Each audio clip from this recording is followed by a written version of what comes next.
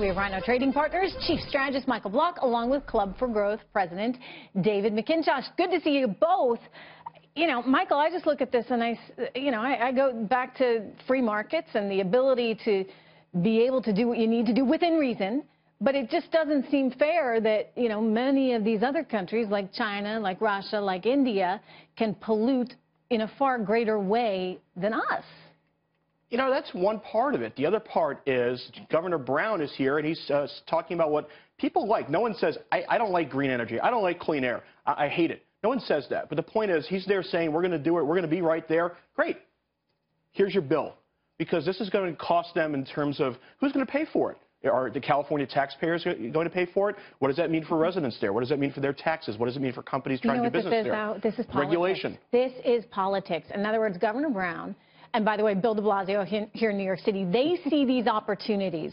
How do we go out and get all those Sanders supporters, right? How do we start to rile up the base? And climate change is very much an issue for those on the left. In fact, you know, our president made the point that it was the #1 issue. It's a noble cause, but we have to ask ourselves, is this the time to do it? The unemployment rate's low. Are wages high enough? Is industrial production where it should be?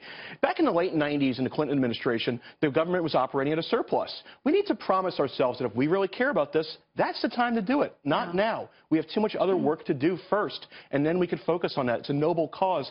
It's not practical right now. It doesn't work for me. David, what do you think of Michael's argument there? You know, Trish, the main thing to focus on here is this is an example of those terrible international agreements that Trump said he was going to get us out of. And by doing that, he's going to save the economy $3 trillion in growth.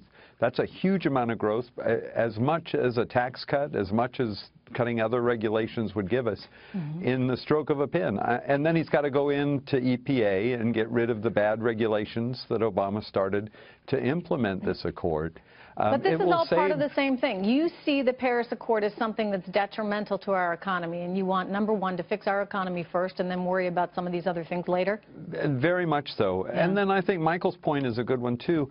You know, when these other countries don't have to abide by any fixed carbon limitations, the whole thing doesn't really do anything to help the environment. David. I really do, because I look at this and it's like, you know, you get to join the cool kids club because you can say you're part of the Paris Accord, woohoo, but unless the Paris Accord is actually really doing anything meaningful, if it's just hurting American business, but it's not actually changing the carbon footprint of the world in a significant enough way, in other words, the ones that are polluting, and they would, by the way, argue, you know this, Michael, they would argue, well, hey, you in the United States of America, you got to pollute for all those years, and so it's not fair for you, given how much you have ascended in your economy, to pick on these more emerging type economies that need to pollute in order to get ahead to catch up with you. And I say, you know, well, look, if we're all going to try and make a commitment here, shouldn't it be fair? Shouldn't it be equal?